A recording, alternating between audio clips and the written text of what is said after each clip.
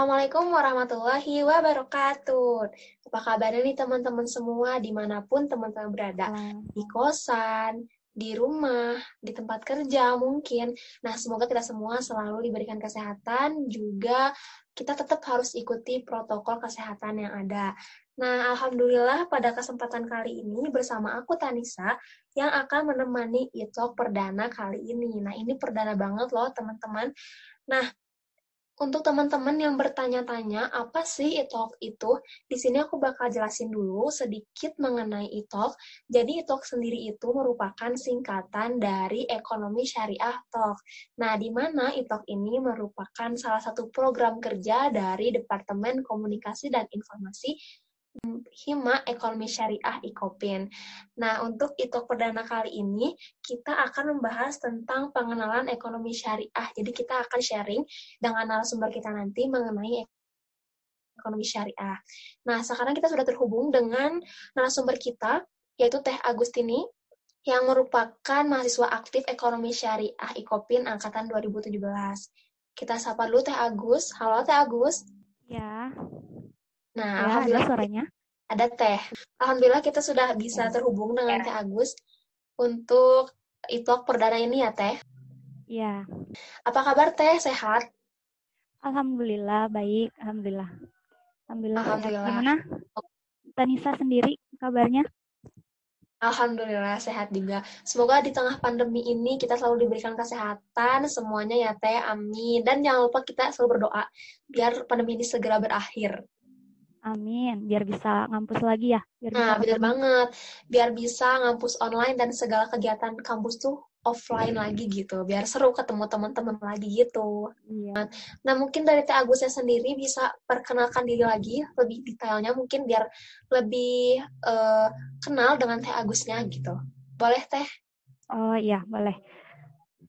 Makasih ya untuk waktunya. Mungkin saya sapa dulu. Selamat siang semuanya. Yang Assalamualaikum warahmatullahi wabarakatuh. Waalaikumsalam warahmatullahi Perkenal, wabarakatuh. Perkenalkan, nama saya Agustini Solihatin.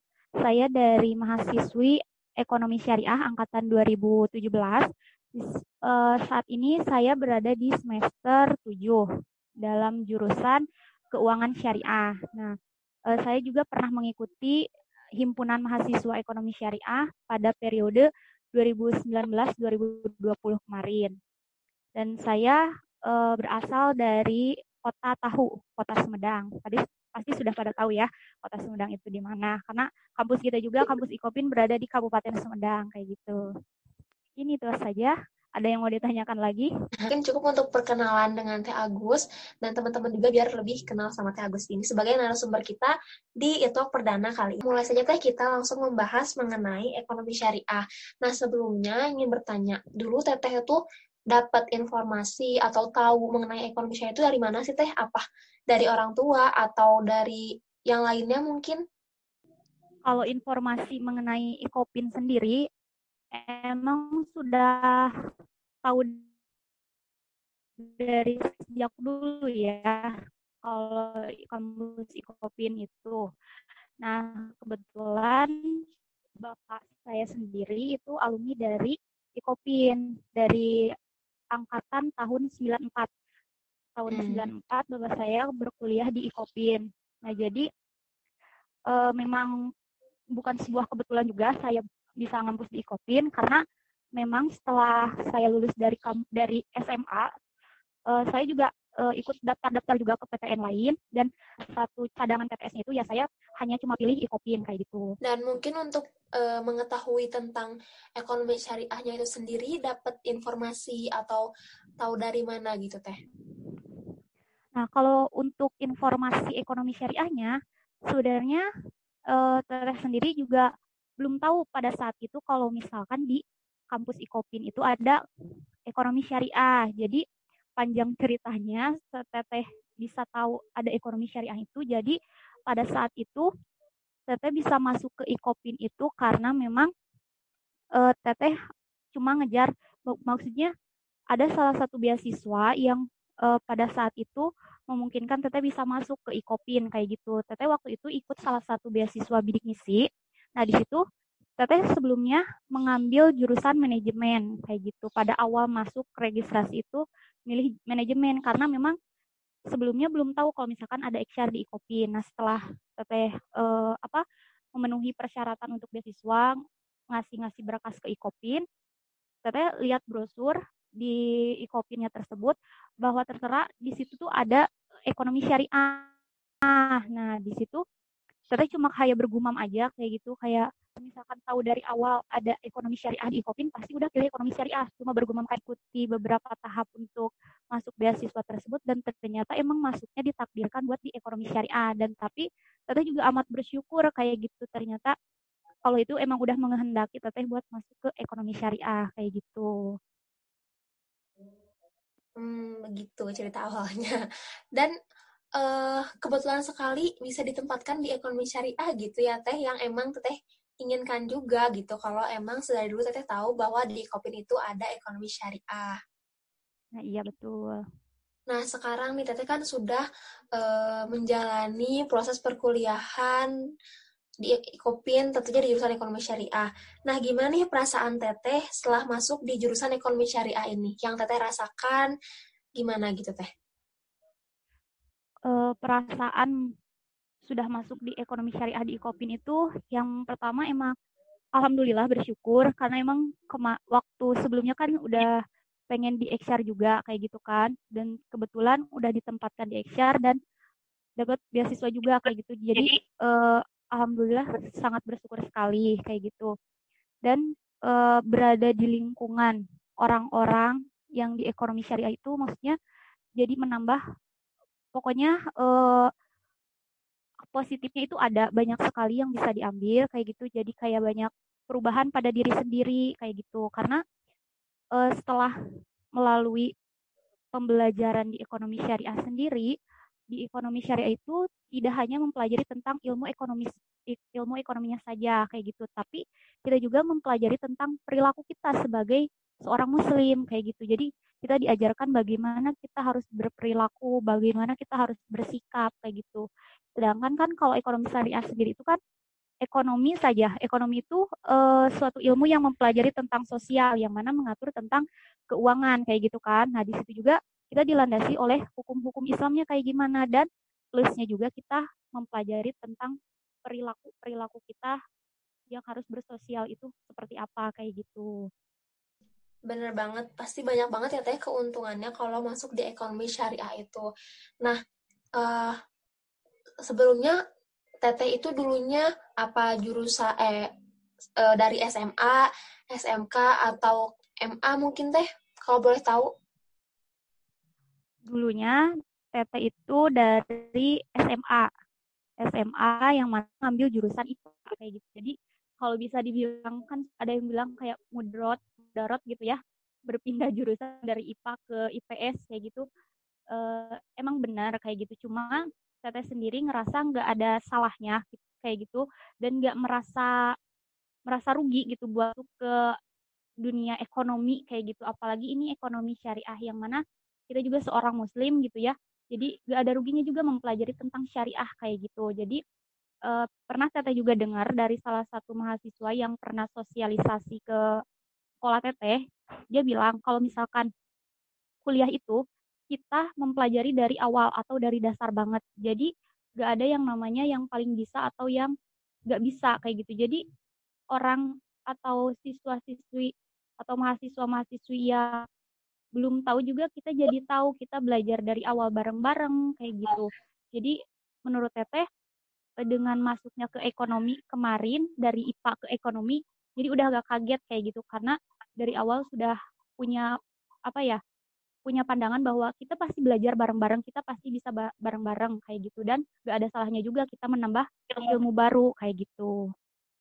Jadi tidak ada lagi keraguan atau ketakutan yang harus ditakutkan dan diragukan gitu ya Teh untuk masuk ke ekonomi syariah maupun yang asalnya itu dari berbasis SMK atau jurusan IPA gitu ya Teh.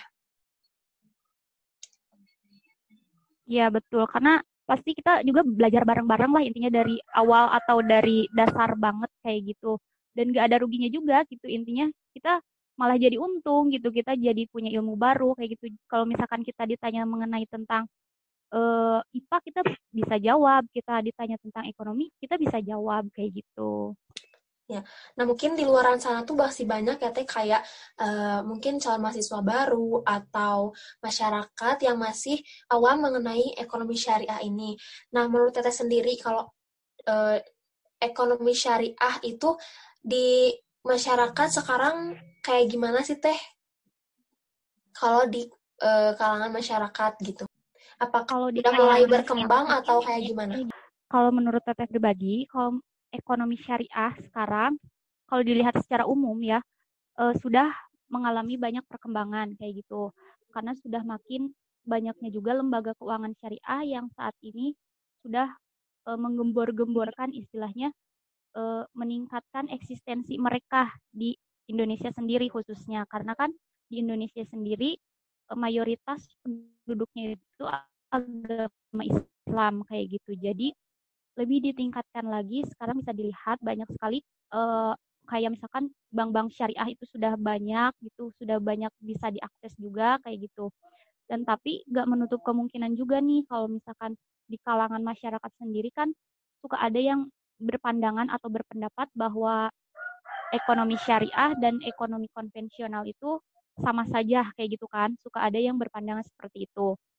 Kalau menurut Teteh, orang yang berpandangan seperti itu mungkin dia eh, dikatakan salah juga tidak kayak gitu. Tapi memang benar adanya persamaannya itu, yaitu salah satunya ya sama-sama melakukan sebuah kegiatan perekonomian untuk memakmurkan masyarakat kayak gitu. Namun yang paling menonjol dari segi ekonomi syariah dan konvensional itu yaitu perbedaannya sendiri dari sisi religiusnya, yang mana dalam ekonomi syariah itu diatur dalam hukum-hukum Islam dengan landasannya ya pasti kitab suci kita yaitu Al-Quran dan hadis juga kayak gitu. Sedangkan di konvensional, kalau di konvensional itu hanya menggunakan hukum positif yang mana itu dari manusianya sendiri kayak gitu. Lalu dalam bisnis pun di ekonomi syariah bisa diatur. Diaturnya dalam hal halal dan haram kayak gitu. Jadi tidak serta-merta kita menjual barang atau makanan seperti itu hanya ingin mendapatkan suatu keuntungan saja kayak gitu. Sedangkan di konvensional tidak ada yang dimana diatur dalam halal dan haramnya tersebut. Yang penting intinya kita untung saja kayak gitu. Nah, dalam HR juga kita bisa sebut adanya bagi hasil kayak gitu kan. Nah, sedangkan di konvensional, kalau di konvensional itu adanya bunga yang kita sudah tahu juga sebagai anak-anak ekonomi syariah ya, kalau bunga itu sama dengan riba istilahnya. Dan riba itu dosanya ya tidak main-main juga. Dosanya itu jadi sama kayak kita berzinah dengan ibu kita sendiri gitu. Nauzubillah min dzalik. Nah, lalu di HR juga kita diaturnya melalui akad. Nah, jadi kita bisa terarah dan tidak serta-merta kita hanya melakukan pinjam meminjam saja kayak gitu. Misalkan kalau misalkan di konvensional nih, kan tidak diatur dengan akad, hanya kesepakatan sepihak saja. Contohnya, misalkan kita pengen pinjam modal buat usaha. Modal usaha kita itu, misalkan kita usaha apa aja gitu, misalkan makanan. Nah, di mana nanti kesepakatan di awal, kalau di konvensional itu, kita misalkan store itu 2 bulan sekali. Nah, di dalam 2 bulan sekali itu, sudah ada target yang harus dibayar. Mau kita jualannya rame atau mau kita jualannya sepi, kayak gitu, tetap kita harus bayar segitu. Otomatis kan, kalau misalkan kita jualannya sepi, pasti kita sendiri yang diuntungkan, hanya pihak bank saja yang mendapatkan keuntungan gitu. Sedangkan kalau misalkan di HR sendiri, kalau misalkan kita meminjam modal kepada bank kayak gitu, itu adanya bagi hasil kayak gitu, yang mana tidak menguntungkan salah satu belah pihak kayak gitu. Jadi kita sama-sama untung dan kita sama-sama rugi. Nah, mungkin perkembangan ekonomi syariah di Indonesia saat ini atau di kalangan masyarakat saat ini memang sudah terlihat banyak sekali yang maksudnya yang meningkatkan eksistensinya. Cuma masih ada beberapa kayak misalkan di beberapa pelosok desa lah intinya kayak gitu masih banyak ibu-ibu atau masyarakat yang dibutakan oleh uang. Istilahnya masih ada yang percaya dengan ya rentenir lah itu namanya atau apalah itu kayak gitu. Nah, mungkin itu perlunya adanya sosialisasi juga kayak gitu dari kepala desanya atau dari pemerintah sekitarnya kayak gitu. Bener banget. Dan setelah dipaparkan oleh Teh Agus, kita jadi tahu ya teman-teman, jadi banyak sekali keuntungan dari ekonomi syariah ini sendiri. Nah gitu, tidak hanya eh, tidak hanya tentang ekonominya, tapi kita juga merasakan manfaat dari kesyariahannya itu sendiri. Bener banget ya Teh Agus ya. Iya bener banget. Jadi kita dapat berkahnya. Jadi intinya kita juga seimbang lah antara dunia dan akhiratnya kayak gitu. Bener-bener banget. Nah, untuk ini nih pesan Teh Agus mungkin ya, untuk calon-calon mahasiswa, pesan Teh Agus untuk calon mahasiswa, kenapa sih calon mahasiswa ini nggak harus banget sih, mungkin emang kalau masalah jurusan ini gimana minatnya masing-masing. Cuman eh, apa yang membuat calon mahasiswa Iya tuh harus betul. pilih R nih gitu. Oh ya, paling ini sesuai dengan apa yang telah didapat gitu ya. Kayak misalkan lebihnya sih kayak keuntungan buat pilih di jurusan ekonomi syariah IKOPIN ya kayak gitu. Nah paling intinya ya pesannya untuk siswa-siswi SMA yang masih istilahnya masih galau lah apakah kita harus kuliah di mana terus pastilah nggak menutup kemungkinan nggak bisa dipungkiri juga kalau misalkan siswa-siswi yang masih SMA dan mau lulus itu pasti minatnya itu ke negeri dulu kan ke PTN istilahnya gitu jarang sekali yang langsung Benar-benar. kayak minat ya udahlah saya mau langsung kuliah di PTS kayak gitu kan padahal kalau setelah kita terjun maksudnya bukan terjun setelah kita pengalaman lah intinya kayak gitu ternyata sama saja yang namanya negeri sama eh, swasta itu karena semua itu tergantung diri kita masing-masing kayak gitu tergantung dari skill yang kita punya kayak gitu. Nah, yang mana kalau misalkan yang aku rasain gitu ya selama di ekonomi syariah, ya mungkin ini buat pandangan juga buat teman-teman anak-anak SMA kayak gitu yang masih galau dan bimbang. Ya, intinya kita harus punya pendirian, cita-cita boleh kita punya kayak gitu itu sebagai apa sih sebagai semangat kita buat kita bisa nyampai tujuan tersebut tapi jangan pernah menyesal kalau misalkan boleh